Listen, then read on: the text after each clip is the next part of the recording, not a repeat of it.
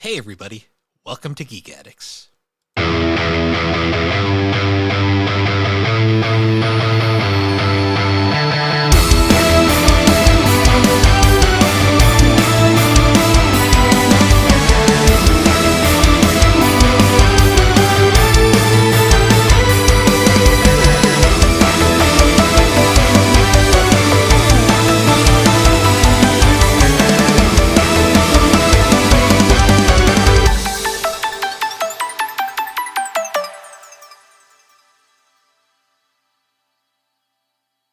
Hello and welcome to Geek Addicts, a pop culture podcast where me and my co-host realized we probably were kind of fucked up children. My name is Matt. With me is Bill Barber. How's it going, Bill? The best part is I'm not sure which film you're talking about. I don't think it matters, honestly. I'm doing well. It's Sunday. I got like 4 hours of sleep because that's my life. Yeah, I feel that. So you at least have excuses. I don't. Oh. Well, see, I actually don't have an excuse this week because we didn't have Francis last night, and so I don't know, just for whatever reason, I went to bed. Well, I know why I went to bed late. It's because we were out for a while, and then when I got back, I watched one of the movies that we're talking about here, and that took until past midnight. And then for some reason, I decided to get up at 6:30 today. I can't figure it out, but for some reason, I did that. So whatever. Yeah, no, I hear you. I got stuff done though, so I mean, I was productive at least. That's good. I was up till like 1 a.m. on Friday night playing Peak with a bunch of friends. So Oh, yeah. That was a crazy time. I'm just like I'm a liability when we play that game because I'm so fucking bad at it. But, So I have some gaming updates this week. I've beaten 2 games. nice. I finally beat Earthbound, so that's finally under my belt. I've beaten another iconic RPG from back in the day, and I finally also finished my replay of Shin Budokai 2. Oh, nice. So I mean, there's still technically other stuff I could do on that, but I have completed the main story, so I'm counting it as a beat, even though I will probably be popping back from time to time just to fuck around. Nice. I'm so still try and work out a plan for an episode. Yeah, there's a lot to say about her. Yeah, there's a lot to say about that one. For sure. I'm still playing Bubsy 3D. It's a game. Is it functioning? Sometimes. Are you actually making progress, or is it just crashing every time you do something? Oh no, it's still crashing. I'm making progress though, because thankfully saving works. But that's good. And they just announced the remaster that's coming out is going to have actual proper controls, and I was like, "Are you kidding me?" I'm like that. I was so irrationally angry when I saw it. I was like, it's just, "Damn you, Tony!" No, we did it to ourselves. Tony was just along for the ride. That's true. It's funny because I voted for it, but I'm not even participating this month. Well, I think we all voted for it just because it was like we have to. Yeah. So I didn't do much anime watching this week because I took 2 days off of work this week because my wife's birthday was this week. I ended up taking a little bit of time off. I took her on a date to the city, which was nice. We had a good time. We went to this bookstore that was there. We each got a little something. Went out to eat at a Chinese restaurant because Chinatown was like a stone's throw away from where we were at. And let's see what else. We went to a dive bar, and this is like the fucking stereotypical dive bar. Nice. Smell the piss and bleach.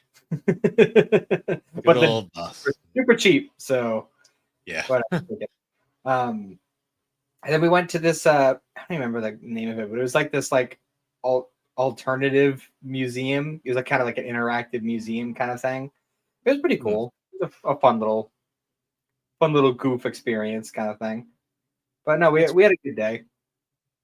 That's fun. As far as anime goes, I finished Delicious in Dungeon. That's pretty much all I accomplished this week because I watched both the movies we're talking about today twice this week. Nice. So a lot of the watching time, as well as Darker Than Black, of course. Yeah. I did start a new anime though yesterday. Oh yeah. And I don't know if you've heard of it. You might have seen it on Crunchyroll just because it's been advertised lately. But it's a little 6-episode series called Night of the Living Cat. I have not seen that one. It's literally it's like Dawn of the Dead or Night of the Living Dead. Like it's a zombie movie, but instead of zombies, it's cats. And if you make contact, if you make like skin to fur contact with a cat, you'll turn into a cat. So it's literally played like a zombie movie, but it's cats. Huh. It's interesting. It is interesting. And it's funny because the main character like loves cats, so he's like hating life. It's fucking hilarious. Yeah, I mostly did I didn't make any progress on My Hero just because I did not have any time to actually get invested. I'll probably watch later today. But I did catch up on all the ongoings, so the Sakamoto Days, the Vending Machine, Don to Don. I will say this week Sakamoto Days was kind of meh. Not a lot happened. Just some more. I mean, important plot thing it's happened, but like it wasn't nothing monumental happened. See, my perspective is I've read ahead in the manga, so I know what's coming up, and I'm just kind of like, yeah, we're getting there. It's literally a case where I'm just like, yeah, okay. Sakamoto Days is a very hot and cold manga. Like it goes through like periods where it's very good and then periods where it's kind of like whatever. So yeah, it's typical shonen. The Vending Machine show, I will admit, the most recent episode, stuff happened. It was somewhat better. Still not amazing, but not like I haven't watched the newest one yet. It felt like the original season in a lot of ways. Like stuff. I still hate that he can talk, but they kind of have this new like. The running joke now is that only is her name like Labis or Labris, the blonde girl? Oh, something like that. I can't remember exactly what it is. Either way, like the Lamas, yep. The running joke is that he can talk now, but like no one can understand him except for her. So she's kind of just like his translator. Which is kind of funny. I still don't like that he can talk at all, but it's a whatever thing. Yeah. I mean, at least like with like the whole like broken like copy paste kind of situation that he's doing with it. At least there's like room for more comedic moments with that. But it does kind of sour the joke a little bit. For sure. Yeah. I will admit the guy, like the foot guy, is kind of making this funny for some reason. Oh yeah, I forgot about him. Yeah, I guess I'll see when I watch the new episode. He's sticking around. That's all I'll say. Don to Don was pretty good still. Yeah, I was gonna say since the last time we recorded, we watched 2 Don to Don episodes. We're caught up now. And what'd you think of the fucking? I gotta say, power the Exorcism was fucking amazing. I love. They got the singer from Dragon Force for that. Seriously? Yeah, that's Mark Hudson. That's not fucking awesome. For people that haven't followed Dragon Force, it's not the original singer. It's not ZP Thart. It's the current singer. But that's still fucking kind of cool. It's still pretty fucking metal, and I love it. And I also love that he was dressed in Saiyan armor. Yeah, I was just like because I had seen that because I follow a metal news site every now and then, and I saw this thing. It was like Mark Hudson joins Netflix TV series Don to Don. Like that is a fucking broken ass like title. But then I watched the episode. And I was like, oh, this is kind of metal. I like it. Yeah, it was pretty awesome. It's like, oh, this is just kind of our side gig. Yeah. And then no, I absolutely love that episode. It was I love the thing that they're doing right now with GG. Like it's incredibly entertaining, and it's giving like all the other characters motivation to progress themselves. So that's also very good. I'm not gonna lie. The scene. Did you watch the most recent episode? Mhm. I'm not gonna lie, the scene where he has his freak out again and Momo gets her shirt ripped open, I was like, can we like end this joke, please? Like it's starting to get very old. Well, at least in this particular case, it wasn't like it wasn't one of those kinds of scenes. It was just literally Yeah, I like know. he just grabbed her shirt and it ripped. Like, I know. It just I get it. The authors got kind of a thing for that, but it's like I don't know. I'm getting a little tired of the Momo assault jokes. Get a little the much. joke though with the fucking maid cafe though, like that was Oh, that fucking was funny. That was funny. Like I like when it's like zany and not like on that edge of being too far. Like this Mhm. Dandadan has that weird is in like a weird place where it's constantly on that edge sometimes. And Yeah. sometimes I think it goes a little too far, but No, um I agree with you, but I am immensely enjoying this season, like mm, far and above where I was at with the first season. oh yeah, no, season 2 is definitely catching me more. Still not enough for me to say it's like a favorite by any means, but significantly I'm It's not keeping me bored. hooked.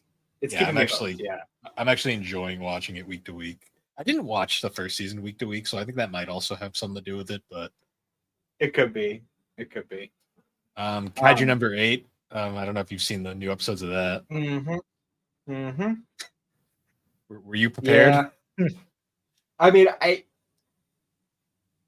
I wasn't expect because he keeps saying like, "Oh, I'm gonna claim the kaiju power. I'm gonna claim the kaiju power." So obviously, like, what it wants everybody to assume is that he wants Kafka's power, but no, he wanted the was it kaiju number 2 weapon, Yeah, but ultimately ended up absorbing like Daddy Shinomiya as well. So now he just kind of takes the form of Daddy Shinomiya.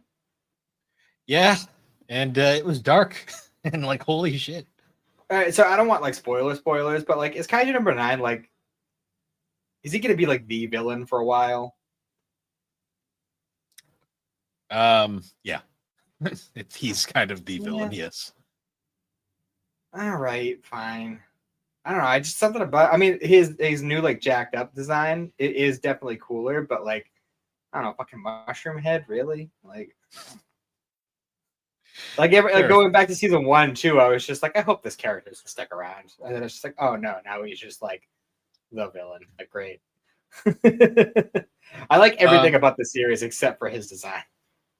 I will say he is the villain, but there is so much shit that's about to happen, like from here to Oh, I'm sure.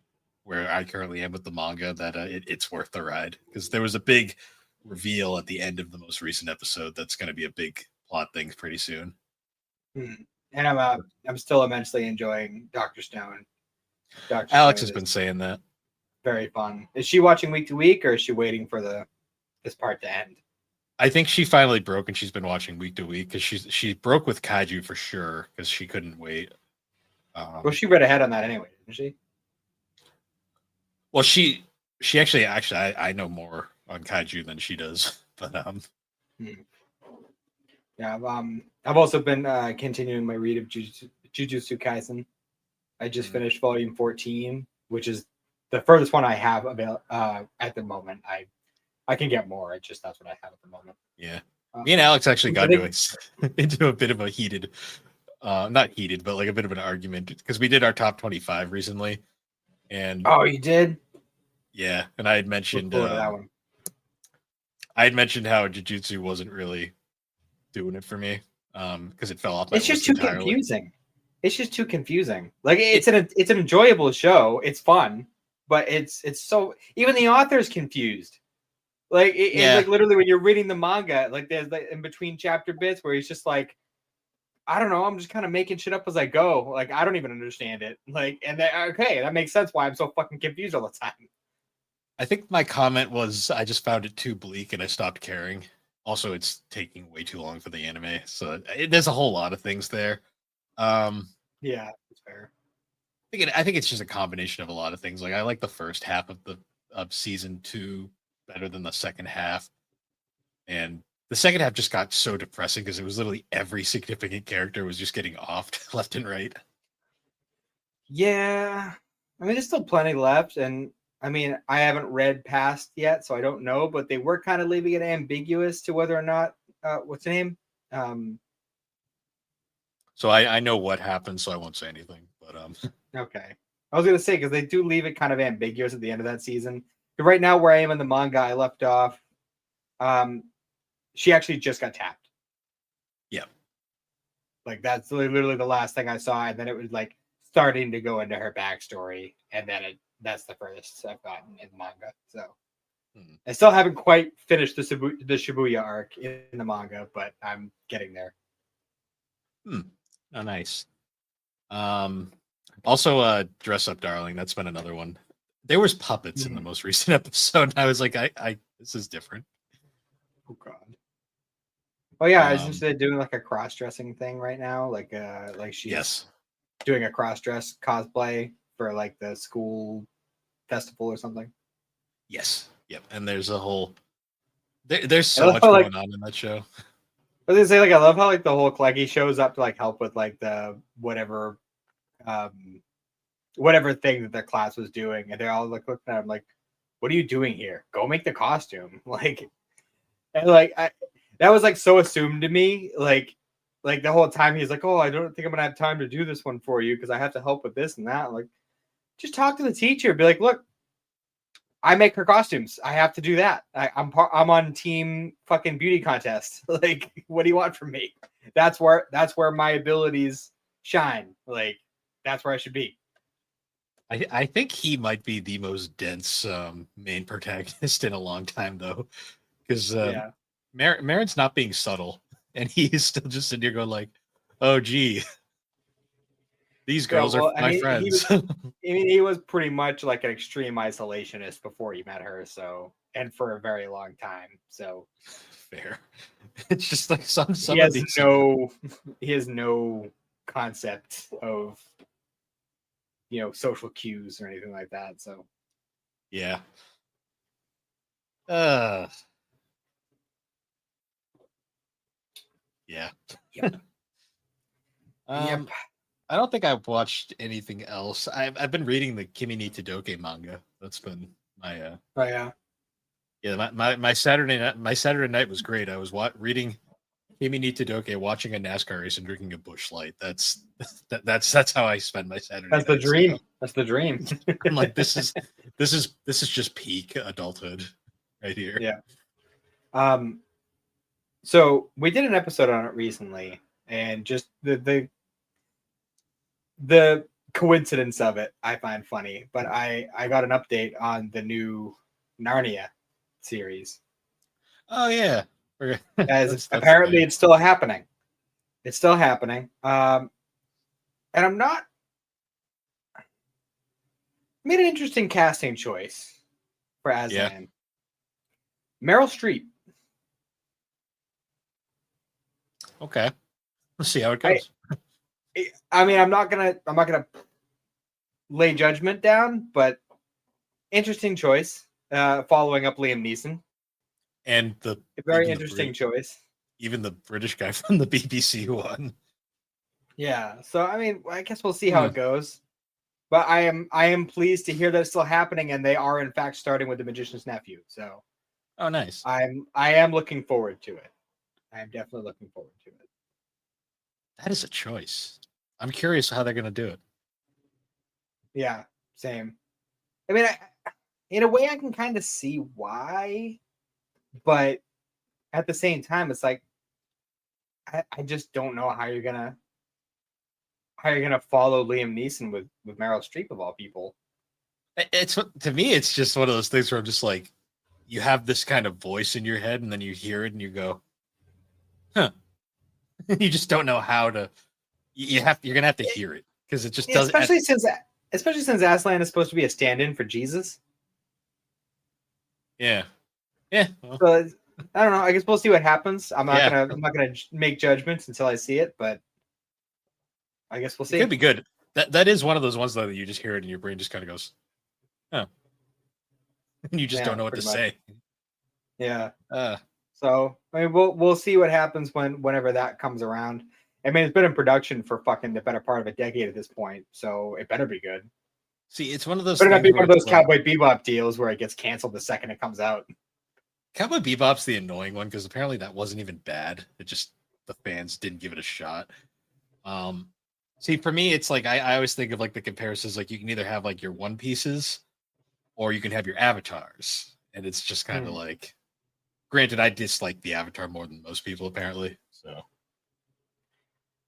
Well, I haven't watched it yet, so it's we'll learn my feelings about it once we actually get around to doing that.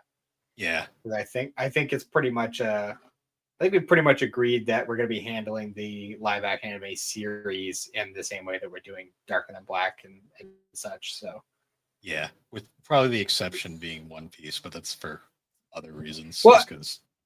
as I said, I think if we do episode by episode together, I think you could do a full episode on season one with Alex after the fact. I think that would be fine. But we can talk to her about that on the side. Yeah, we'll see. And she can always join up for like episodes that she finds particularly enjoyable. So Hmm. we'll figure that out. Either way, we're starting with Yu Hakusho, I think. So Yeah, that one's gonna be easier. So, but yeah, I think we should probably get in with our untitled Darker Than Black segment. yes, I lost the music pretty quick. There it is. So these were this one's gonna be harder for me. I'm not gonna lie. What's that? The plot on these Any two particular episodes, reason? Or? I felt the plot was harder to follow on these two ones. That's fair. Well, I mean, when you're in the gate, you know, shit's gonna get weird. Yeah, it felt like I felt like I didn't. The episodes ended, and I wasn't really sure what happened. I was just kind of like, huh. I kind of just was like, I had Well, to sit and think. Yeah. The title for these episodes is When One Takes Back What Was Lost Within the Wall. And this is the first, I feel like the first episode we've had in a while where we do kind of put a lot of focus on Hay. Like we noticed do that. have some new characters in these episodes, and we do spend plenty of time with them. But I definitely feel like these are definitely Hay episodes for sure. So essentially, like his job of the week, I guess, this time is he's working as a janitor at like a research center that's technically inside the gate or so close that it might as well be. And well, the one of the first things we see is he is like on the bus, like going in, and this chick is talking to him about like, oh, like this and that, like, you know, looking forward to this. This is gonna be great. And then like the next time we see her, she's like losing her fucking mind, like talking to people who aren't there, and like, Yeah. so apparently when you work in this close proximity to the gate, apparently it fucks with some people's minds. Like people will hallucinate, they'll see random shit, they'll just kind of go batty, for lack of a better word. But apparently the purpose for Hay being here, we actually get like a clear goal for him for once. He is trying to get a meteor fragment that was discovered there that apparently we don't know what all its purpose is, like what it's for, but we do know that it can power up a contractor's abilities. It makes them stronger. So that at least on its own is kind of ridiculous. Because say like if say, I don't know, Fire Singing Girl got a hold of that, it could be bad. Yeah.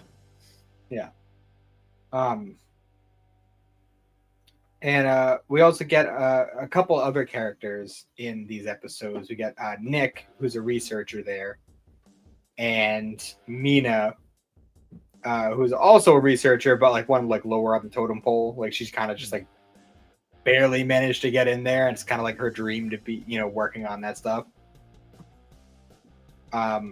But she is working for the same syndicate that Hay is, and that's kind of how she got in there. Okay. And so they're like constantly meeting up. Like they're definitely meeting up way more often throughout these episodes than they should be. Really like that first initial meeting was really the only one that kind of had to happen, where like she passed him the note about like, oh, this is the deal, this is our goal, this is what we're doing. But she clearly kind of gets a thing for him in these episodes because she just can't fucking keep her nose out of anything. Yeah. And Hayes kind of just uninterested. He's himself, basically. Yeah, he's good. He's all set. Like, and he even keeps telling her, like, dude, you need to back the fuck off. Like, what are you doing? Like, you've already done what you needed to do for this job. Like, stay out of it. You know what I think it might be, why these ones felt a little off to me? I think it might be because the last two pairs we had were very serialized, like following different cast people. And then now we're kind of jumping back into, oh yeah, there was a plot that we were following. Yeah, and we do get a little bit more with that because we get little snippets of Hayes' sister. She's not actually there, but we do get little snippets of her. Like we got one flashback scene. We got a couple instances of him hallucinating her. And so like he meets this guy Nick, who's like, he's like, you know, he loves watching the stars. He used to work at NASA and shit. And he like brings Hay up to the roof, and they're like, oh, we're gonna go stargaze. And he's like, okay, well, we don't really have like actual stars anymore. And apparently it's just like a thing, because there's like a rumor or like a superstition or something that like you could regain what you lose like by being in the gate. Like something about the gate like warps reality, and you can get, you know, whatever your desires are essentially. And apparently if you look real hard, you can see the real stars. Yeah. And that was like a whole like bonding moment for them, which is kind of nice. Oh, he's played by Eric Bale, by the way, which, you know. Yeah, I noticed that right away. A lot of classic funny talent is in this. Yeah. And then at one point, Crazy Girl from the bus, like, she's like messing with a bunch of telescopes at one point, and then like, you know, a shadow appears over her and she dies, and it's very obviously electricity that's killing her. So yeah, I saw that. I was like, huh. I don't know if we're supposed to think that it was Hay, but I mean, the fact that there was clearly a, you know, contractor price being paid, like, kind of automatically removes him from that. Yeah, I was very confused there because we still don't know Hayes' price, right? Mm-hmm. Okay. So yeah, like that happens. There's like a big investigation about it. And ultimately, like, Hay is questioned because like he talked to Crazy Girl like twice. So apparently that made him a suspect. Yeah. And it's just so funny how he just ends up in everything, no matter what. It just happened to be here. It's just how it goes. And like, this is the point where Mina just keeps sticking her nose in everything, because she, at one point, she meets up with him to talk, and she's like, "Oh, did you kill him?" Like, blah blah blah. And he's like, "No, I didn't kill him. Why do you care? What are you doing here?" Like, basically, like, is like, "All right, fuck this, I'm out." And he leaves. Or no, she leaves, and like his janitor supervisor like sees her come out, and she's like, "Oh, well, he found the body. I'm gonna try to mine some information from him." And then we get like a really weird scene where the supervisor guy sits down at Hayes' table at lunch, and he's like bragging that the girl wanted to talk to him instead of Hay. It's really bizarre, and she looks super uncomfortable about it too. Yeah. And he's just like, "Oh yeah, you know, you got to pay attention to a girl, or you know, they'll look for it elsewhere." I don't know. It was just super weird, super awkward. Yeah, that's a thing that this show does every now and then. Yeah, not like egregiously, but yeah, it does play with it a little bit. I think that's why it sticks out, because when it happens, it's like, yeah, like you just don't know how to think about it. Oh, the janitor guy was played by Kyle Hebert as well. So Yeah. Go Han. yeah. Oh yeah. So yeah, like ultimately they end up doing like essentially like another like research like mission essentially, and they send a bunch of people into the gate, Nick included, and everyone but Nick is killed. I wonder what happened. Yeah. Sure, we'll find out at some point. Yeah. Well, at one point, the security guy who was questioning Hay earlier is following Nick, and Hay is following him, and it's just like this, just weird situation where we have like multiple confrontations, and yeah. So the security guy like stops and is like, what are you doing? Blah blah blah, and Nick kills him, and I don't know if it was you. So the price he pays for his power is he has to take off his victim's shoes and put them upside down on the floor. Yeah. I gotta say, did it bother you when he took off the security guy's boots and he wasn't wearing socks? Not really, because I see that sometimes, and I'm just like, okay. I don't know. The idea, I mean, wearing shoes without socks in general is kind of like, yeah, I kind of get it, but whatever. But boots, especially like rubber boots, it's just like, oh. So some people, I mean, I guess if it's their shoes, I mean, especially if you're like a security guy, like you're gonna be, working hard, sweating and shit. Like I don't know, it just sounds gross. Yeah. I was more confused anyway. why the shoes thing. I was like that. At first, I was like, "Why is he taking his?" I'm like, "Oh, it's his price." Like, yeah. Who picks these things? That's what I was saying. Like, there's no consistency with these prices at all. It's just like there's a lottery up there, and it's just like, yeah, this is your price. Does it suck? Too bad. You gotta chew a stick of bubble gum. This guy is your brother. Yeah, you gotta like cut off a body part. It's like, what the fuck is going on? It would be fun if it was like an ironic thing, like it was like a twist on like something. But like it just seems to be random. For some people it kind of is. I mean, like Troy Baker there. Like he's like, oh, I hate cigarettes, but I have to smoke a cigarette. Yeah, it's weird because like there's like ones like that where it's like, oh, that's an interesting idea, but then there's others like I eat dandelions. It's just like, okay, yeah, he's dandelion.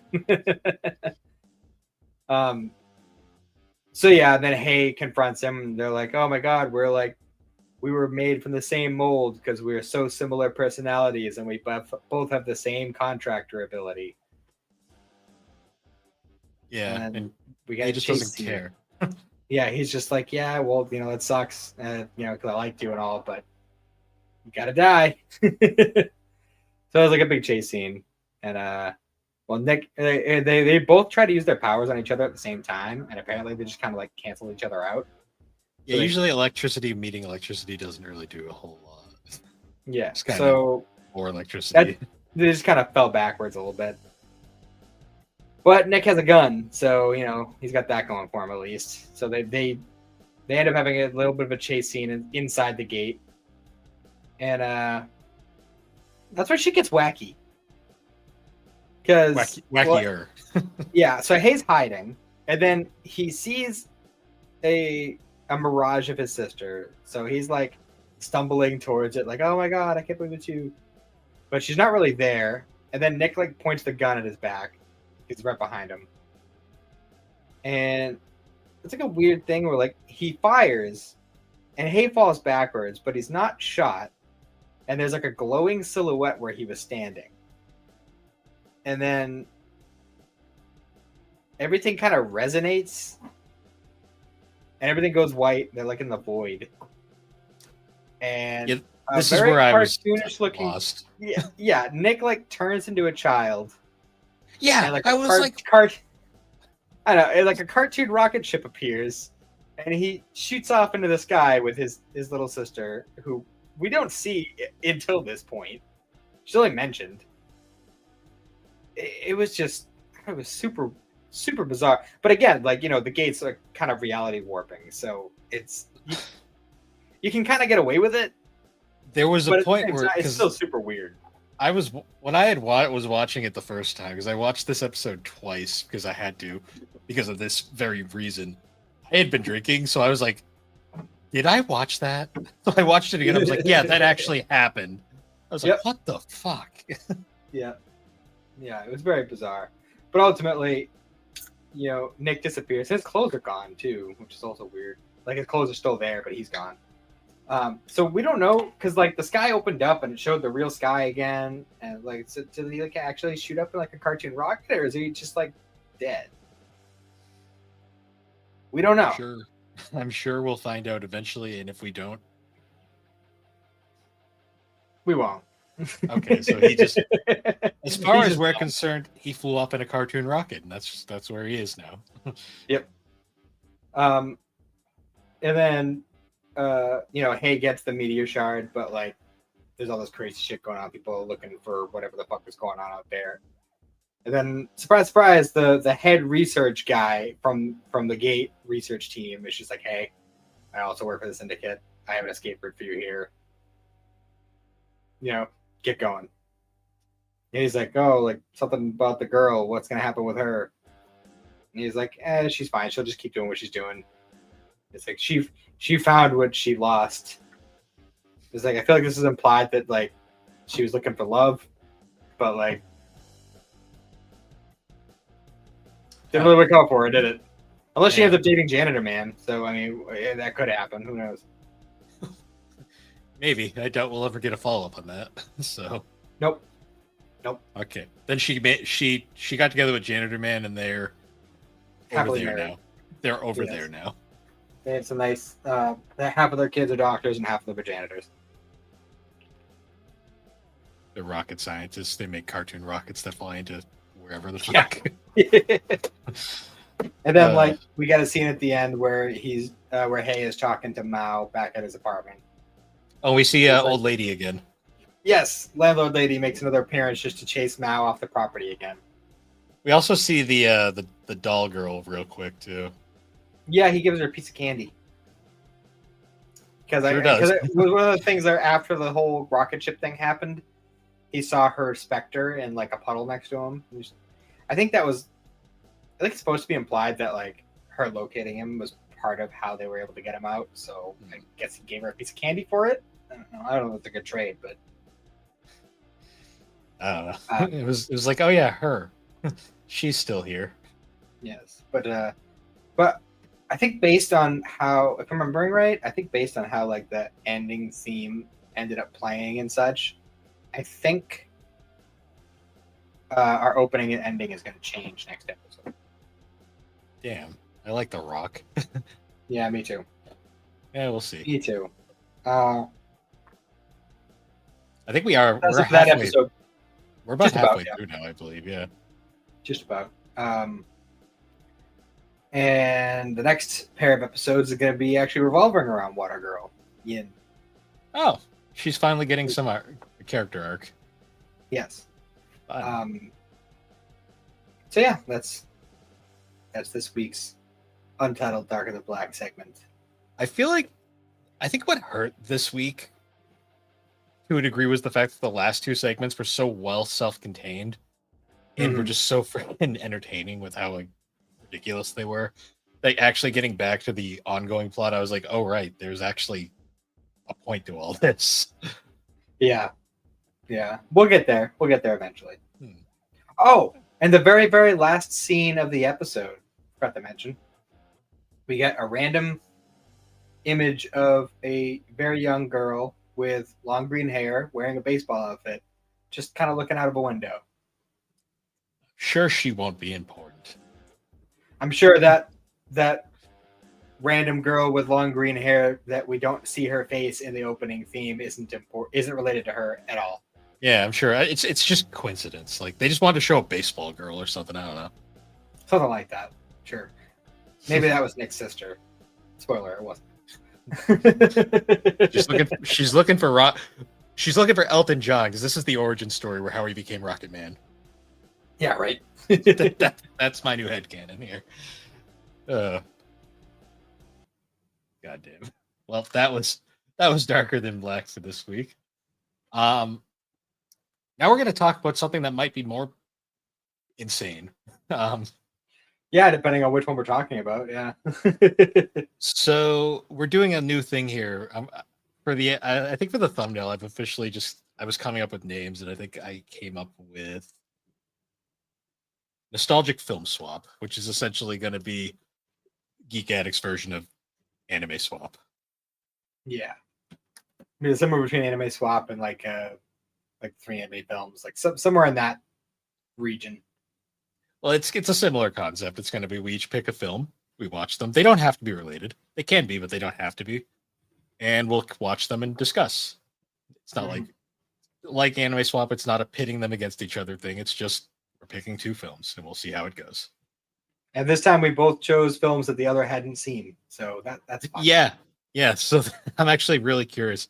Like my film, I've seen so many times. Like I didn't even have to watch it for this because I just remember it. Mm-hmm. So that made my life a little easier. I watched clips mostly more than anything. That's fair. Do you want to do Oz first? Yeah, we can do that. Okay. So Matt's film he chose was Return to Oz. I'm on the wrong Wikipedia page. The 1985 unofficial sequel to the iconic Wizard of Oz from 1939. Which ironically was not planned out this way. 2 days ago, at the time of this recording, was the 40th anniversary of this film. Oh wow. It was not planned. It just kind of happened. Yeah, this movie, it did not do well. I'll just say that right at the start. Well, from what I've looked into, is the biggest reason for that is they found like modern audiences in the 80s found it to just be too dark.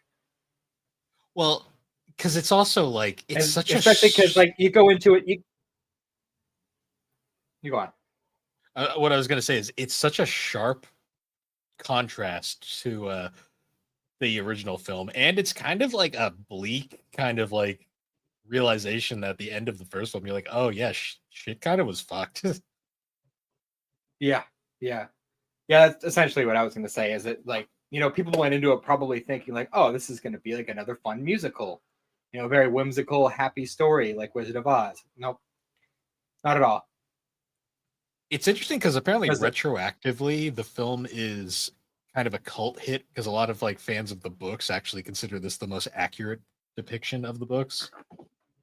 Can confirm. I haven't personally read them, but we do have like a big compilation book, and my wife has read some of them, and she has confirmed this is definitely the more accurate version. Which I can see because there's definitely it's not as produced, I'd say, as the original film was in a lot of ways. Mm-hmm. To the point where like one of the biggest things right off the bat is none of the actors reprised their roles, obviously, because they were all it's just impossible. Old and or dead. Yeah. I'm pretty sure Judy Garland is long dead at this point. Yeah.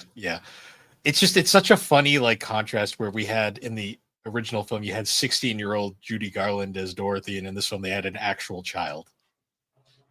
Which is like it is supposed to be an actual child in the books. It's just so funny. I'm watching this not even real thinking about that. I'm like, wasn't Dorothy like a teenager? Like I'm sitting here thinking about that, and I'm like, oh right, no, they just had a 16-year-old play a child. That's it. Yeah, but there are definitely points throughout this movie where what's her name? Firuza Balk. If I'm probably butchering that. Famously, the Adam Sandler's love interest in The Waterboy. Yeah. She later went on to, as Wikipedia said, she was often known for playing girls with a dark edge goth girl persona. I wonder where that came from. Good for her. But there's definitely points where I could definitely see her emulating Judy Garland throughout this movie, like with like line deliveries and such. So like the movie starts just as dark as it ends up being by the end. Well, yes, the movie does have its goofy points. it's still definitely a very dark film that's supposed to be like for kids. Yeah, well, back when Disney didn't give a fuck, like back in the Yeah, day. because it Also, just started with this is one little gripe I have to say. Nothing about the film. This is just a me problem. Why does Disney Plus's player fucking suck so hard? I don't know, and I'm kind of really upset that everything from Hulu is getting shifted Yeah. to that. Why are they're using the worst platform, which pissed me off. But I had to delete the I app don't know. twice to get it to open because it wouldn't open for me. I was like, "Are Oh, you really? kidding me?" Yeah, like my Disney Plus, I it was haven't like had that issue. glitched. Yeah, I had to reset it 3 times, and I just deleted it off my TV and put it back on. It worked, and I was like, whatever. That's so weird. And I'm not going to say that Hulu has no problems either, because I've had plenty of my own problems with Hulu as well. But um, honestly, it's hard for me to really decide which player I like more. I think they're kind of even, but for different reasons. I think when it comes to rewatching like shows and stuff, I think Disney Plus is better, because Hulu has the bad tendency to, if you've already watched an episode of something, like it'll like do the auto play the next episode, and it'll be like half a minute left of that episode when you move. Yeah. And then when you go and rewatch that episode later, it'll put you back at that like end credit scene. Like it won't start the episode over. It's very annoying. But yeah, so the movie starts with Dorothy in bed, and she like apparently has had insomnia ever since she got back from Oz.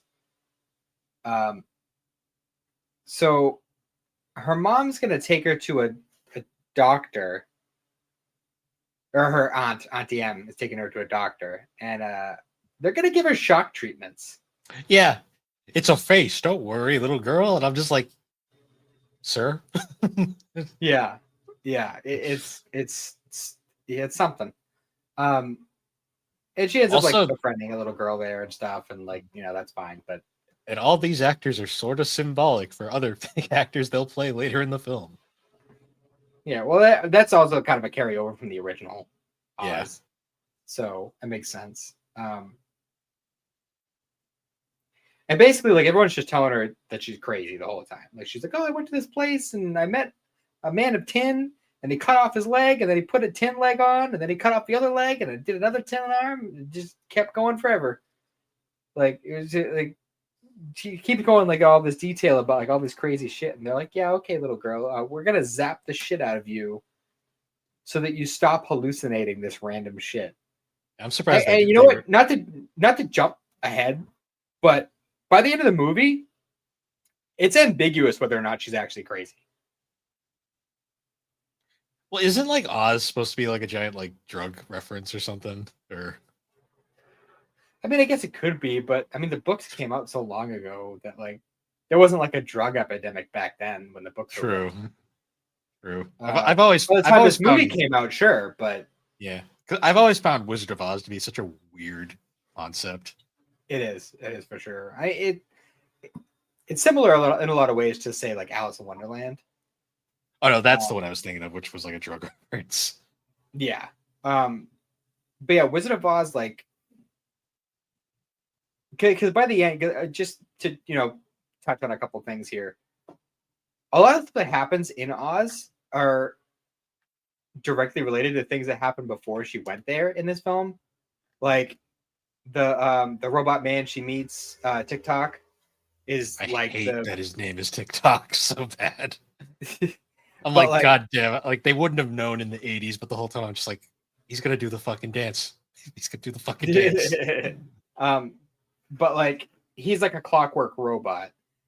But like with the face and the whole, like, because the electroshock therapy machine also had like clockwork components. So like, very obviously he's supposed to be a stand-in for that. The little girl gives her a jack-o'-lantern pumpkin. She ends up meeting a man with a jack-o'-lantern head.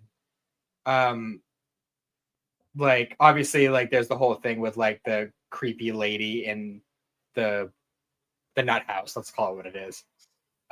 Yeah, she's there in Oz. The main villain is the doctor guy.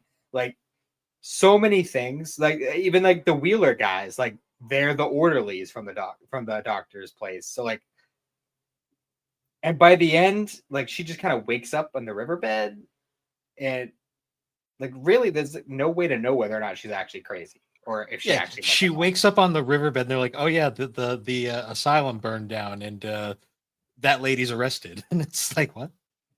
Yeah, it's just it's so bizarre. Like the way that like it could just easily be like a mirrorverse kind of situation, but like at the same time, she could just be nuts, Yeah. and they don't specify which one it is. Also, the best character in this movie is the Toto stand in the fucking chicken. I love the fucking Oh chicken. yeah, the chicken. Yeah, Just I love the smart chicken. ass the entire fucking movie. Well, that's one of my favorite scenes. Though is like right when she gets to Oz, and like that weird like eyeball in the rock is reporting to like the big villain guy, the Rock Man. Gnome King, right? Or Yeah, whatever. the Gnome King. Yeah, and he's reporting to the Gnome King. He's just like, she has A chicken. I can Yeah, tell I'm gonna say the way that this conflict gets resolved was so fucking stupid. Oh, it super was. It I super was is. I was when that happened, I was like, really? Fucking Yep. egg. Yep. Because I had Nope. forgotten the whole chicken thing by then. I was like, what's the deal with the chicken? And by then I forgot. And I was like, oh yeah, the chicken's in the pumpkin head. Mm-hmm. Oh, they just died. Cool. Yeah.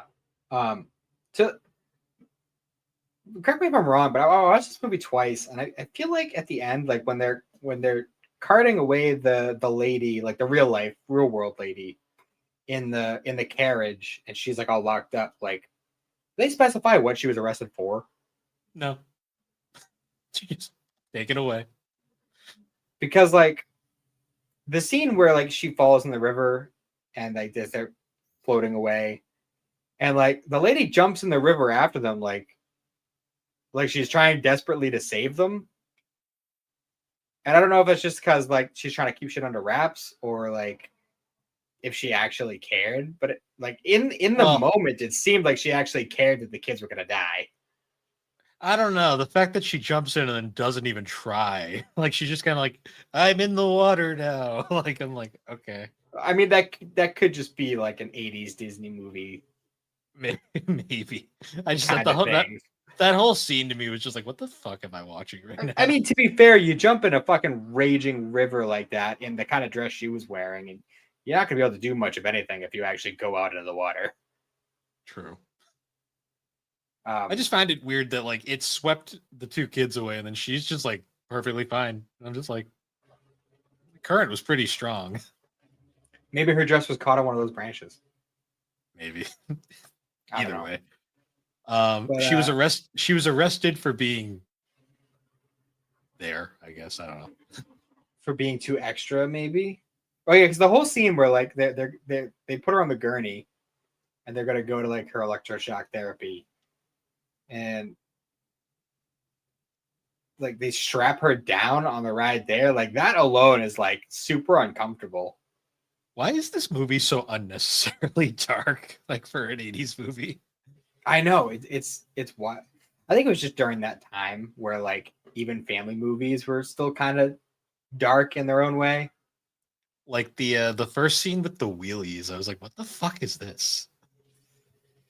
Yeah, the for context, anybody who hasn't seen this movie, the Wheelers are um they're basically just men with long limbs, and instead of appendages like hands and feet, they just have wheels, and they have Yeah, like helmets on their heads that look like spooky faces. So like they, they're facing the ground, so the helmet is facing people as if it's their face.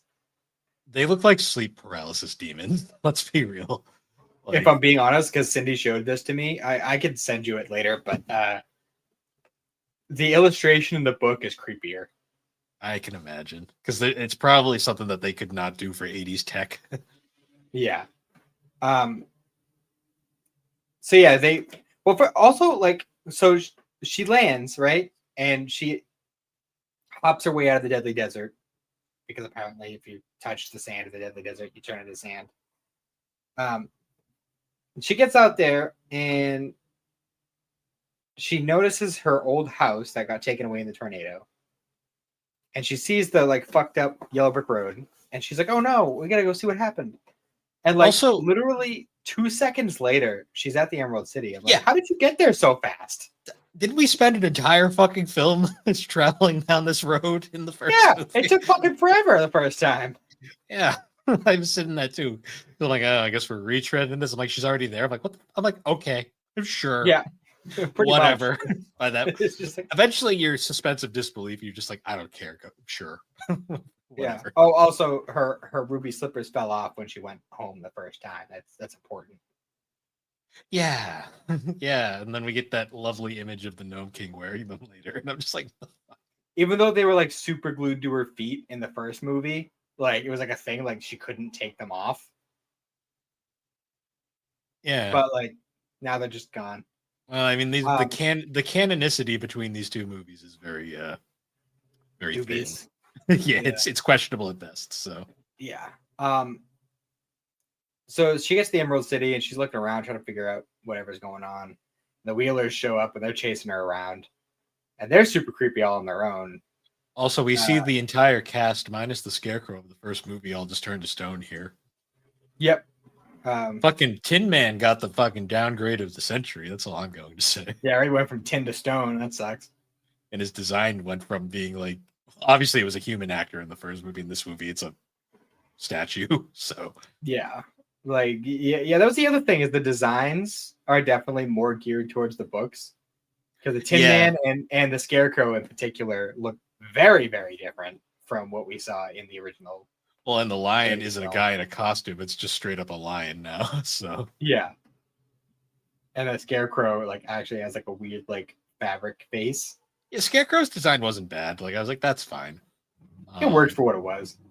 The Tin Man though, I was like, he doesn't have a line in this movie. He's straight up just his background fodder. But also, I was like, damn, what a down.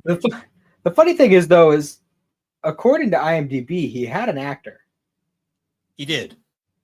He was played by Deep Roy. Did he say a line or did I miss it? Maybe in that ending scene? It could be. He could have been there yelling with everybody else. But anyways, like she gets chased into like pretty much chased into a corner, and there's like a keyhole in the wall. And we didn't mention it earlier, but she found a key when she was still in Kansas. Yeah, and they were like, no, Dorothy, stop being crazy. It's She's just like, no, this is just our old key to the house that got blown away in the tornado. So yeah, she finds the key and she puts it in the wall and opens up the door. And that's where she meets TikTok. And they're like, okay, so well, first of all, TikTok is like one of the best characters. He is the best character, one of the best characters in the movie with one of the worst fucking like handicaps I've ever seen for a robot. I kind of like it though. Like I like the concept of just like, oh, like, you know, he is super strong and he could take down all the Wheelers and he's very very competent, but if his shit runs down, that's it. You know, yeah, it's like there's not doing nothing. You have to strategically wind those things up because there's like the scene later on where they're doing their whole escape plan and his brain turns off and he just gets stupid all of a sudden and just he's like, all right, like Jack, tie your ankles together now. And Jack's just like, okay. It's like an electric guy from My Hero after he zaps too much. Yeah. That's just like he just gets dumb. I was like, what an unfortunate handicap. Like there's so many things that can go wrong depending. And Dorothy always forgets to tighten one of them up. So it's just like something always goes wrong. Yeah, she's tightening them up one at a time. Like if you were smart, you'd be tightening them all every time. I mean, voice is also she only turns it like twice each time. It's just like, why don't you fucking like wind it up all the way until it stops? I mean, the least useful is probably voice. Like he could probably get by without that one, but like, it's sad because I like him as a character. Yeah. But yeah, they end up getting out of there, and TikTok kicks the shit out of all the Wheelers. He just does the spinny move like that you can do in like video games, where he's just like, wee. Yeah, he was just Crash Bandicooting the fuck out of them. Yeah, he's like, you can't get near me if I'm attacking from all sides at once. Yeah. But they end up like grabbing one of them and they're questioning him, like, oh, what the fuck happened? Blah, blah, blah. and they end up getting taken to what the fuck is her name? Mombi, who is like the kind of like impromptu head of the Emerald City in the shitty state it's in. And this is one of the creepiest parts of the movie, which is saying a lot. Yeah, where it's like when she first appears, like when they first go to visit her, I'm like, you guys are stupid. This is the most obvious villain I've ever seen. Like, yeah, right. And then she's got spikes. She has spikes. Like that's just immediately a sign of danger. It's definitely emulating the like real world version of this character because she had like a super extra dress like that, but like here it's just like actual spikes. Like yeah. And then we get to the whole thing where she changes her head depending on what she feels like. Yeah, she's got a whole hallway and all these little cabinets where she keeps her extra heads. And she's just like, gotta swap them out depending on her mood. Yeah, we get that wonderful moment where we find out that all the heads, like, where'd she get the heads? Oh, yeah, you see the headless ladies outside? Yeah, that's where she got the heads. Yep, she just kind of snagged a bunch of heads from a bunch of random people. So yeah, ultimately, like they have the whole like she like introduces herself and they're like, "Oh, you're Dorothy. Okay. Well, anyways, you're not leaving. Also, I'm gonna keep you in the tower for a few years until you mature, and then I'm gonna take your head." And then she gets locked into a room where she meets Jack. What the fuck is his name? Jack Pumpkinhead. Yeah. Why is every character with a pumpkin for a head or like that kind of thing? It's always, I mean, I guess Jack-o'-lantern, but it can only be done so many times before it starts getting repetitive, you know? Well, they couldn't use Jack Skeleton because that was already used, and they owned that. Was it? When did that movie come out? Actually, that's a good point. It might not have even. I think Nightmare Before Christmas came out in the 90s. Yeah, it did. For some reason, this movie feels newer to me. I don't know why. It could, yeah. This movie does play a lot with claymation as well. True. And they use that for like special effects. It is ironic that Disney owns both of those, though. Yeah. We get this plot moment where we find out that the Mombi, depending on which head she is, she doesn't remember the things she does with the certain heads. She just happens to have not worn the head that dropped Jack up there, so she just doesn't remember that he's even there. There's also this weird like bit that they do with Jack where he calls Dorothy mom. Yeah, it's supposed to foreshadow, but then the whole time I'm like, it's still weird. It's still just weird. Yeah, when we get the eventual reveal to why, I still sit there and go like, they don't look anything alike. Like, what's going on? It's still weird. Either way, it's still weird because they're both children. Yeah, I mean, I get the thing because he's technically a pumpkin stick man that doesn't have a because they sprinkled the salt of life on him, and that made him alive, which ends up becoming like an important plot point because that's how they escape, essentially. Yeah. So, like in the middle of the night, Dorothy gets out and she goes into like the cabinet that has her original head, which is literally just the lady from the hospital. Mm-hmm. And this scene was super creepy because like she gets in, she grabs the like salt of life, whatever the fuck it is, salt of the earth, and she like tips something over barely. It's like the tiniest little tinkle sound, and the eyes shoot open. And like the way that she like yells Dorothy Gale is like super weird and creepy. Also, the fact that the Mombi just sleeps without a head, and it's like that's lovely. It's a choice. It's a choice. And then all the heads start screaming. I'm like, this is so many children probably like had nightmares from this movie back in the day.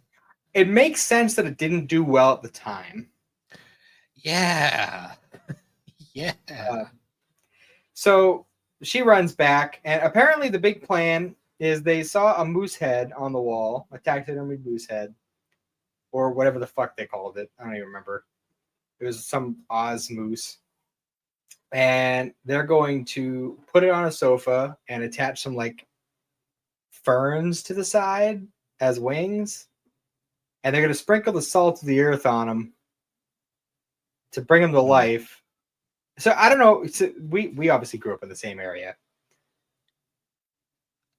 Did the moose head remind you of Bugaboo Creek at all? Did you ever eat there? I don't know. Well, if I did, I was Steakhouse over by like BJ's. If I did, I was super young because I don't remember it. Well, they had a talking moose head there, and like I could not think about that whenever that moose head was on the screen. See, for some reason, I just thought of like the fucking fish that would talk like on the wall. I don't know why. It's similar concept, but yeah, it was just like a weird regional thing for me. I'm sure there are other places that have talking moose heads, but that was all I could think about. That poor thing is the most tragic character in this movie. Yeah, right. He gets the last fucking. thing I remember is being in the woods and hearing a loud noise, and now I'm here. It's like, flap your wings. I don't have wings. Oh, I guess I do. Cool. And then the most dark line is it's like, I'm not sure how much farther I'm gonna make it. I'm not really well put together. Yeah, right. It's like, ugh. It's pretty rough. He gets ripped apart like 4 times in this movie. I'm like, Jesus Christ. And eaten at one point. Yeah. So there was that. He gets his happy ending though, at least. Yeah. So yeah, they fly away on the moose couch, and they fly all the way to the mountain where the main villain is, the Gnome King, and they end up inside his lair, and he's like, "Hey, like, you all stole all the emeralds from my mountain, so like this shit is mine. Like, what the fuck?" But he's like, "Hey, so I turned your scarecrow friend into an ornament in my room of treasures. So each of you gets 3 guesses. You pick an ornament, you put your hand on it, you say Oz. And if you fail 3 times, then I'll turn you into an ornament." Yeah. And naturally, Dorothy is last. Everybody fails except for her. Although I did like TikTok's whole like scheme that he had there. Probably should have done it before he had only 1 guess left, but yeah. Yeah. Oh, why did he wait that long? I don't know. Maybe his thinking ran down. Who knows? So ultimately, they all fail, and then it's just Dorothy, and she's about to use her last guess on like this random little like action figure guy, until she sees like an emerald, and she's like, "Oh, fuck it, I'll do it with this one." It's green. And it turns into the Scarecrow. Yeah, and I love the fact too that the whole time the gnome kid's like, she won't do it. And then she does, he's like, fuck. Like shit. Yeah, like the second she figures out the secret to it, he's like, well, fuck the deal. I'm just gonna eat all of you. That scene with all the stone figures, I was like, I'm like, this is a scene that would have probably like ruined the childhoods of many. Yeah. Also, did you find it unsettling when he like whipped out the ruby slippers? He's like, "Hey, I got these slippers on." Yeah, that was something that like nowadays, like I don't know how they would handle. It was just super weird and unsettling to see. I don't know why. It was just strange. Maybe it's just because I associate them with Judy Garland, so them being on anyone other than Judy Garland. But then especially, it's like a stone golem, just wearing ruby slippers. It's just weird looking. It's one of those things that like nowadays probably would be more like normal, but then it was probably like, what the fuck? Like, no, for sure. But yeah, so he eats the moose couch because he's just had enough, and then the poor moose couch. He goes to eat Jack, not knowing that the chicken that Dorothy brought with her is inside Jack's pumpkin head. So, like, as he's about to eat Jack, the chicken lays an egg, and the egg drops into the Gnome King's mouth. And he's like, eggs are poison. And then he just dies. Yeah. Like, they're trying to make it like this whole, like, it's like, you killed me kind of thing. And I'm like, no one cares. Like, you were a dick. Yeah. It's just like, don't you know? Chickens are bad. and then everyone dies, and I'm just like, Okay. my entire thoughts, I was like this was the most anticlimactic ending I've ever seen. Yep. It was, yeah, it's pretty up there. Then she taps But, her heels together, and they go to go back to the future. yep. She uses the ruby slippers again, and Oh, everyone's happy. and then the last like fucking pulled this fucking out of their ass. Like, we lost TikTok. It's so sad. And they're like, but I have this thing on me right here that just And it's conveniently ended up here. Say the line, Dorothy. And I'm just like that's like, okay. I'm glad TikTok lived, but my God, that was contrived as fuck. Yeah, it's the only one who wasn't turned back before that all happened. But well, I thought it was gonna be this heartbreaking scene where they kill the best character, and I was like, no, of course he's not gonna die. Yeah, it's just the way they did it. I was like, come on. Oh, not sure, because we do see when they're doing the whole like celebration at the end, we see that all the ladies got their heads back. Yeah, because it shows when the city gets revived, they get their heads just to reappear. Maybe you know what it is because it wasn't like like no place like home thing. She clicked her heels and was just like, reverse every bad thing that happened since I left. Yeah. And everybody turns to normal. Yeah. And then she's like, okay. TikTok's all shiny and new now. Yeah, right. He had a C-3PO transformation. And then she goes home. And it's like, hooray, the hospital burned down and the doctor's dead and the lady's getting arrested. And yeah, she goes home. Found you. She goes home and she's immediately dumped in the middle of like this like shithole. I'm just like, what the fuck? Like, yeah, she's literally like washed up on the side of the riverbed that she got swept away in the first place.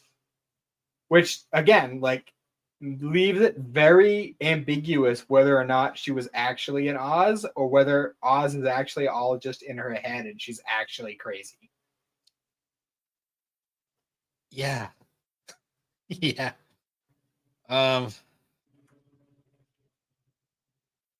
This was a movie. It sure is. And it's still one I like to come back to from time to time because it is entertaining.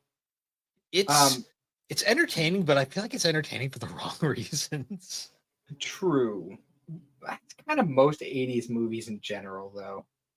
You know what blew my mind? I was just looking at the box office performance for this movie. So this movie made 11.1 million at a $28 million budget, which that's bad. Like, that's really bad. Mm-hmm. What's even crazier though is when you realize the original film had a budget of 2.8 million. I mean, granted, yeah, 30s money was a lot different than 80s money, but still, that's like, ooh. I still think a lot of the effects in this movie do hold up, though. They do to a degree. It's weird. Like, the effects are nice, but some of the sets are like not as great. Like the Yellow Brick Road, I'm like, they just threw a bunch of shit on the ground and called it a day. Yeah. Looks like they lost a lot of their luster. I think the yellow bricks got sun damage because they were very faded. It looks like they just painted a bunch of bricks yellow and just tossed them on the ground. I was like, that's great. Pretty much. Also, what happened to that big fancy, like swirly, like the red brick road that we never get any follow up on? Like, oh yeah, I forgot about that. Where's all that shit? No, I don't know.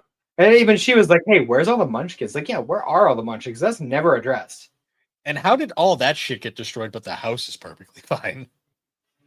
Yeah, right.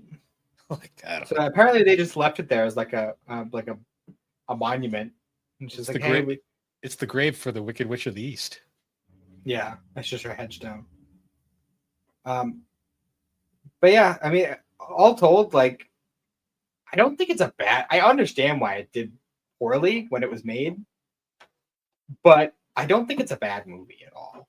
No, it's not bad. It's just, it's one of those movies that screams its era. Oh yeah, it's super 80s fantasy movie. Like, vibes, it's for sure. It's not a timeless film like a lot of movies are. No, it's definitely a time capsule for sure. Yeah. Like the Wizard of Oz, the original, that's a timeless film. This, not so much. Mhm. So yeah, that's Return to Oz. I think I gave it 3 stars on Letterbox, 3 out of 5. Like it's a very in the middle kind of film. Mhm. I get the cult I think this following aspect to it. my cousin, who I'm very close in age with. This is a movie that she brought out a lot, so naturally, I was over their house a lot, so I ended up watching it a lot. And not gonna lie, it kind of freaked me out as a kid, which makes Understandable. sense. It's But crazy like that watching it now, it's still a fun one to come back to.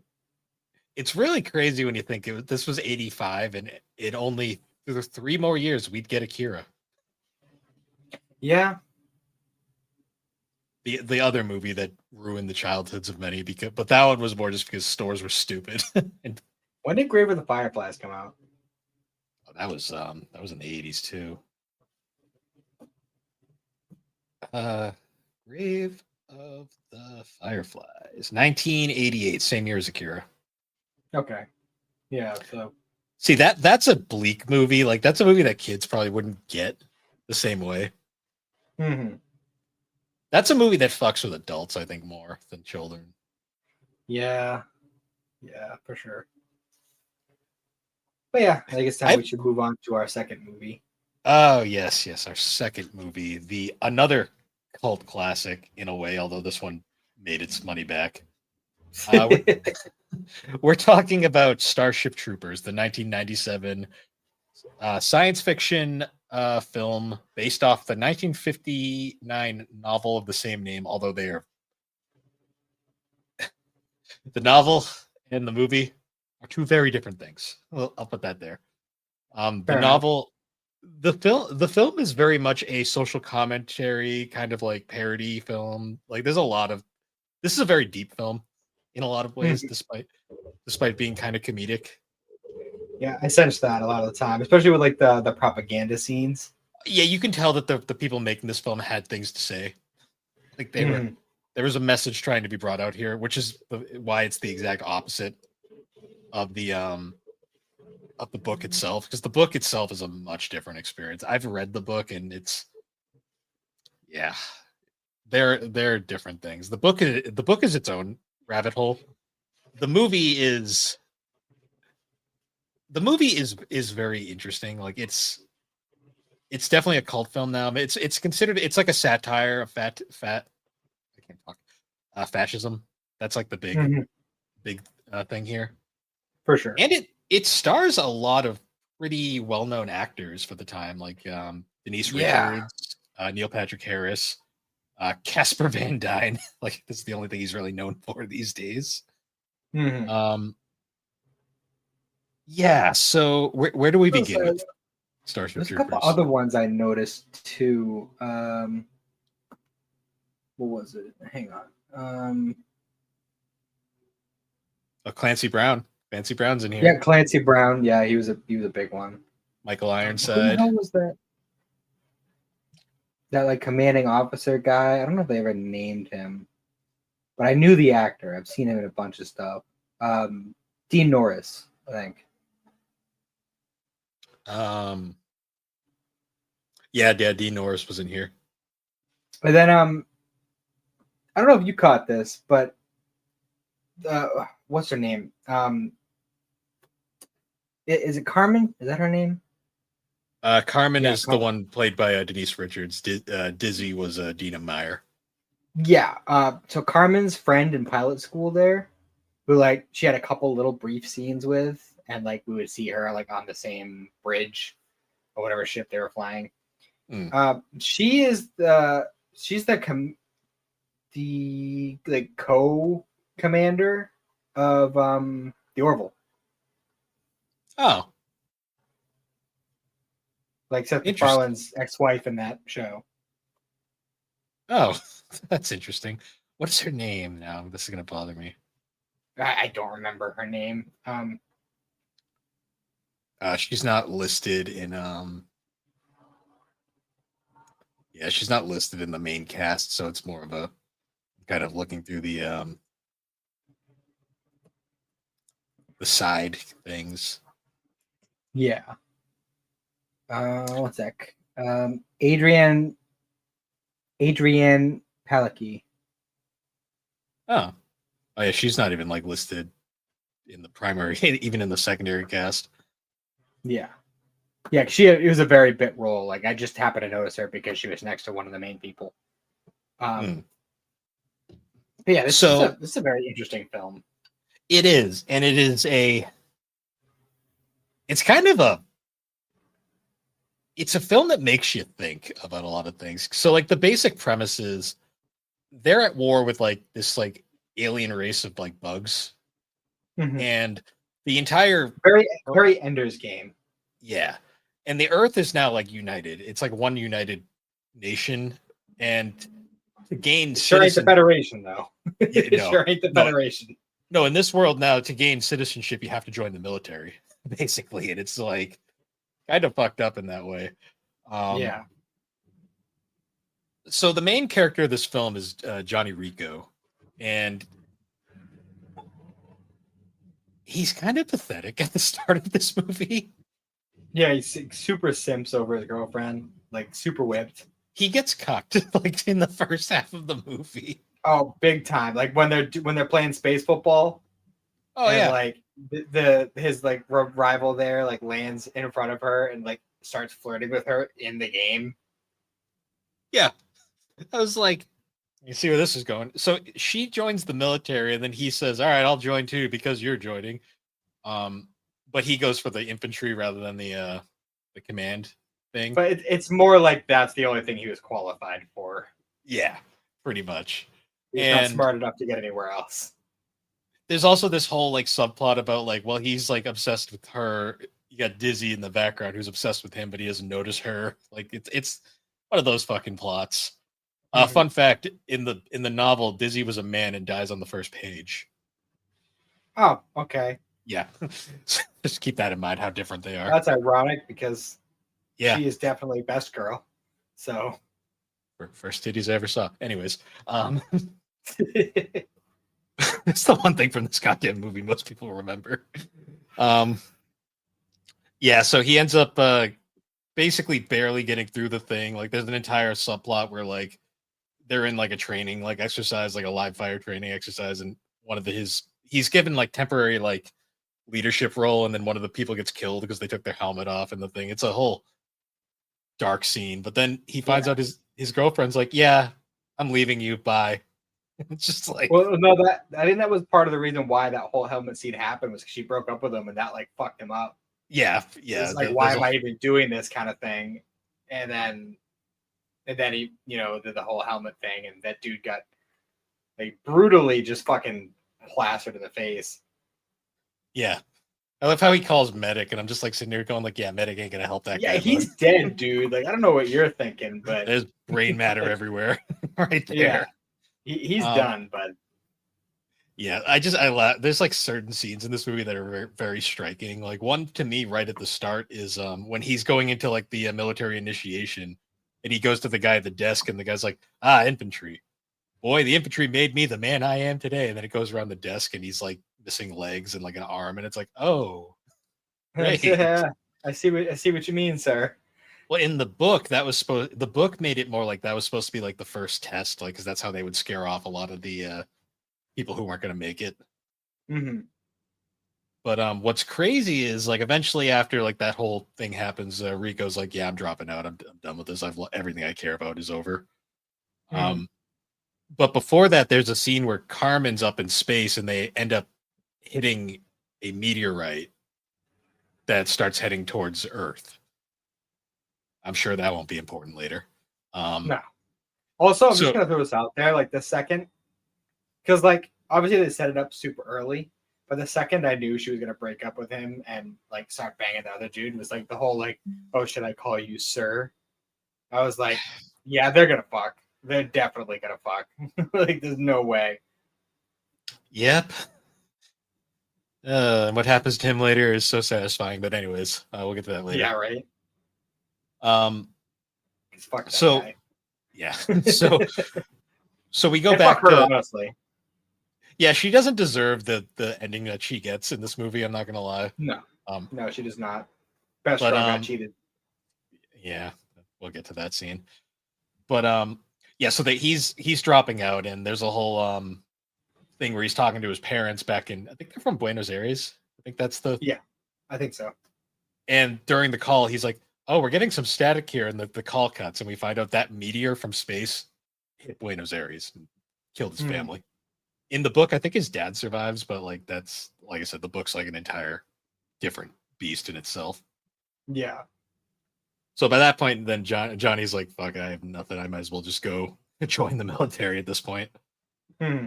So they have their first like big attack. They're going after they're basically retaliating against the bugs, and we get the first real moment where you realize, holy shit, this is like the most like one-sided war ever. Yeah. Because like For all sure. these people go into the fight and they just get fucking wrecked. Like the warrior bugs like do not give a shit. Including Um, Johnny. Like, he gets fucking wrecked, too. Johnny's is like kind of badass though, because he does not like back down, and like the way he gets like taken out is kind of fucked up too, because like that bug is straight up dead, and then it just like last second flinches and gets him in the knee. Hmm. Um, And he's still taking down bugs, like, oh just yeah, stuck there. Like, he can't walk, he can't move, but he's just blasting away. and we get that lovely scene next where like, so it's after the thing. The mission was kind of a failure, but they're back in the thing, and he's in the that healing tank, like the classic like sci-fi, like it was in Star Wars, it was in everything, like the healing tank where The it's just Dragon like Ball. Dragon Ball, yeah. Where we get that lovely image of the robot sewing his leg back together up close. I'm like, that's fun. Yep. Yep. But I love Dizzy and his friends are like, Rico, you're dead. With the Yeah, they're holding newspaper. up his like death certificate. Like, look, you're dead. I But love that scene. It was great. that is an important plot because at this point Carmen also thinks he's dead. So that like completely cuts off any of her caring at this point moving forward. Yeah. Oh, also, I don't know if we mentioned it, but is it Gary Busey's brother? Is it one? It's one of the Buseys. Is the main character in this movie? Jack Busey, yep. Yeah. You can Yeah, tell as soon as you see the teeth, you're like, you're a Busey. I can tell. yeah, he's one of the infantrymen. Yep. But yeah, so now we get to the survive. yes, actually one of the better characters too. Yeah. But Sure. eventually we get to their next unit where it's we finally meet Mr. Krabs himself, Sergeant Zim. Yep. Who we find out was actually, I believe, one of his teachers back in like the academy who joined the military. Oh no, that was a different guy. Mr. Krabs was their drill sergeant. The other guy. Right. Yeah, that's what I'm thinking. Yeah. But But you gotta say that was the moment. That was the moment for me when Best Girl became Best Girl when she squared up with Clancy Brown. I'm like, all right, I like you. You're good. it's so weird seeing Clancy Brown like in live action because you're so used to him as a voice actor for all these years. So it's like, God damn, he can act like no matter what. I get what you're saying, but I have seen him in enough live action stuff where it's not that weird for me. But I do Yeah. still hear Mr. Krabs. So I grew up with him as like Dr. Cortex and like Mr. Krabs and stuff. Yeah, because I saw him because he was in the Flash series, and he's almost always a military guy in every fucking live action thing he does. He's got that voice. Like he has the Yeah. voice for it. For sure. I like, not to jump ahead, but I love the ending with him. It's amazing. But yeah, they get to their whole new unit and like the Roughnecks, and this is where Rico really starts to shine. Like as it, like they have their whole thing. But the next bug attack is one of like the most fucking insane in the movie. Mm-hmm. So we get the mix of the fucking flying bugs and the fucking like plasma bug that just shoots fucking lava everywhere. Yeah. The second I saw that, I'm like, oh, okay. It just breathes liquid fire. Yeah, that's like holy shit. Yeah, that's pretty dark. Yeah, because like that whole scene, like where like they're on top of the base and like the floor caves in below, and that's how the commander ends up dying. Yeah. Yeah. Then because man, Johnny just keeps rising through the ranks, but only because the commanding officers keep dying. Well, it's funny because his commanding officer just gives him command, and it's like, yeah, that's sure that's how that works in the military. Well, to be fair, I think he would have given it to him regardless. Well, yeah, because he was like just he was moving up. Like he very much had that military edge to him. Yeah, for sure. especially by the time like he was a seasoned vet. Like he was definitely going to end up in a high position in the infantry. Yeah. So then they become Rico's Roughnecks, and we get the most iconic scene in the movie. What would they hook up? We get the titty scene. Well, one of them. Well, we had a shower scene earlier in the film. Well, the shower scene, that one's less interesting. Also, the co-ed showers, like that's military, I guess. Even with the military, I still feel like that's. It's weird how I never questioned that as a kid about the bed scene. I was always like, "What?" Well, because the scene in the camp, the reason why that one sticks with me is because I always remember watching this with my dad as a kid, and my dad always be like, "Cover your eyes, you can't see this," and I'm just like, "No, I want to see it." I love the scene where like they're like starting to hook up, and then the commanding officer comes in, and he's just like, "Rico, you need to be so and so in 10 minutes. Stuff's happening." He's like, "Who do you have with you?" And like she shows her face, and she's like, "Make that 20 minutes." Yeah, just being it's such a stupid scene. He's just like, "You get the quickie in, and then let's go. We got shit to do." Yeah. But then, of course, we also get the next scene, which is the most tragic, where they have the next bug fight, and Iz doesn't make it. Yeah.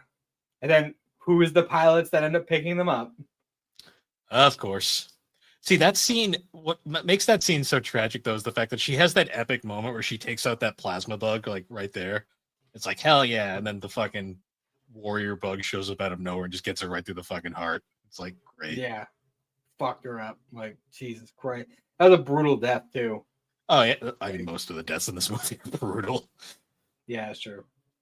I mean, the fucking commander's death is the most, because his like legs got eaten off in the fucking pit, and then he fucking just like suicide bombs his way out of there, basically. I love like the scene like before that when they're at like the little, celebratory party that they were having. Yeah, and like Dizzy, is that her name? Dizzy, yeah. Yeah, she's like, "All right, come dance with me," blah blah blah. He's like, "Do I have to put rank on you?" Like, there's a whole like tough guy, like, "No, I refuse," even though my relationship ended forever ago. And then like the commanding officer, who was also his teacher, was like, "Hey, like, remember that one time you asked me for advice? Well, I'm gonna give you some now. Don't pass up a good thing." He's just like, Yeah. "All right, fine, I'll sleep with her." He's like, "All right, okay." I gotta say, I'm a little pissed off a little bit at him, at Johnny there, because like he did the whole like thing with his ex when they were still together. He's just like, "Oh, say it once, try it on for size, like tell me you love me." But then like Dizzy tells him that she loves him, but he never says it back, even as she's dying. Yep. Johnny's not a great character. She deserved to hear it once before she went. Fuck that. Yeah, so then of course after they get picked up, we get the sci-fi tradition of the death in space scene. Mm-hmm. Which I've seen in so many movies over the years, like, because I mean Star Trek 3 or 2 is probably the most iconic one, but Spock. Yeah. They did it in Battlestar Galactica, like just the coffin in space. Yep. Although in like the other ones, it's kind of an epic thing. Dizzy's like she goes out the door and just floats away. It's like, okay, bye. Then Neil Patrick Harris finally comes back, because it turns out like he's not. Because I came into this knowing he was in this movie, which just for context, the first time I became aware of this movie and the fact that Neil Patrick Harris was in it was because of Harold and Kumar. Because they reference it in that, because Neil Patrick Harris plays himself in those movies. Yeah. And I was expecting him to have a bigger role. He has a fairly significant role, but it's not a major role by any means. Like he's important to the plot, but he's not present in the story for like the vast majority of it. Yeah. It's funny because he has like the most iconic line in the film, but it's literally not until the end of the film. Because I'd say the "Do you want to live forever" thing is more iconic personally, because I heard that long before I had seen the movie. That line's iconic too. I always remember we'll get to it later line, but so the next thing is like they're up in space in the what was the ship? Oh yeah, the ship's name was the Roger Young, which apparently is an actual real soldier, because they named all the ships after real people. But Okay. that the ship gets basically destroyed by a plasma shot that like cuts it in half, and that's how A lot of the Carmen ships and got destroyed. oh yeah, but that one was significant because that's how Carmen and what's his face end up on Xander. the Xander. They end up on that Which planet. bothered me on another level, honestly. Because... Yeah, I didn't even think of that watching this. I was just like, I don't want to hate him just because of the name, but at the same time, I do hate him. Yeah. Also, the poor girl that gets fucking doored in half like during that scene. That was the captain, wasn't it? Yeah, like she just gets straight up like oh yeah, she ain't living that one. Yep. There are brutal fucking deaths in this movie. Like holy shit. Yeah, for sure. But the place they end up crashing is they end up crashing right into the den of the brain bug. One of the most what the fuck is this? Yeah, the giant ball sack with the fucking stinger. Yeah, pretty much. The brain bug is literally a giant brain. And the whole thing, its whole gimmick is it captures creatures and just sucks their brains out. Like literally, like it had like a fucking literally like cells stinger. Yeah, so it just jabs it into their brain and just sucks their brains out. That scene as a kid was so fucking like gross. I was like, what the fuck? Well, especially when it does it to Xander, because like he like hollows him out, like he gets super gaunt looking as he's doing it. Like it was super creepy. Oh yeah, like that whole scene. The whole time you're like, yeah, fuck this guy, but at the same time you're like, ew. Yeah, for sure. But of course, they have the final encounter where they go in to stop the brain bug because, of course, Johnny's got to save Carmen because they have whatever. Yeah. I do love the scene though where she cuts the fucking like stinger off, and the thing it's like basically like the thing without that it's like completely pathetic at that point. Yep. Think anyone with a fucking big enough knife could just kill it at that point. Yeah. So eventually they Rico goes in and rescues her, and then of course as they're finishing up the battle, you hear all the people are like, "We've caught the brain bug," and they're dragging it out. Like they literally have it roped up and they're just pulling it. Yeah, and, they got fucking lassoed the bitch. And then we get the iconic line of Neil Patrick Harris's character goes up and touches the forehead, and he's like, "It's afraid." Yeah. Well, I mean, because the second they cut its stinger off, the thing freaked the fuck out because it was like, "Oh no." Yeah, that's my only weapon. Imagine being the brain bug though, because that thing is like has like centuries worth of knowledge probably, but it's like pathetic when you really think about it. And then we didn't touch on like the setup for this because like back when war first broke out, Clancy Brown was like, I want to jump in. I want to be in the war. And the commanding officer guy was like, yeah, no, you're not. You're staying as drill sergeant unless you want to be demoted to private. Yeah, and he gets demoted to private for the fight, which is crazy. Yeah, and he ends up being the one who captured the brain bug. It was a pretty epic scene, to be honest. It was. So Clancy Brown was the hero in the end, and as he should be. As he should be. Because Johnny Rico had to save the girl that was probably going to... I think in the sequels, she does leave him again, too, because there are sequels to this. Oh, there's sequels? The second movie is god-awful. The third movie is slightly better, but it's still pretty bad. Yeah, I'm not really interested, to be honest. No, I would not bother. The second... Because the second movie came out years later, and it is garbage. Like, it is such a bad movie. The only... She kind of has a bad history of fucking around anyway, so, like... Yeah. So even though it is kind of like assumed at the end that they probably got back together, I'm like, but why though? But why? Why would you want to at that point? Yeah. And Rico's not the brightest. I don't know. His decision, he kind of lucks into most of his like things that happen to him in this movie. Well, again, all the promotions he gets are just because he happened to be present when his commanding officer died. Like, yeah. Like, oh, that guy died. Hey, you got the job. I still think one of the most disturbing scenes in this movie is right at the end where they're like, because you know how they do little film reels all the time, like little propaganda segments. Yeah, like you get that one. Yeah, do you want to know more? Um, I love the one right at the end where they're like talking about what they're doing with the brain bug, and they have this giant spear they're about to shove in its face. I'm like, It's Jesus. censored. Yeah, I was like, God damn. Oh yeah, because they have that scene too where they have like the chicken in the room with the fucking warrior bug, and it's just like censored. We're not going to show you what happens here. Yeah. Oh no, wasn't it a cow?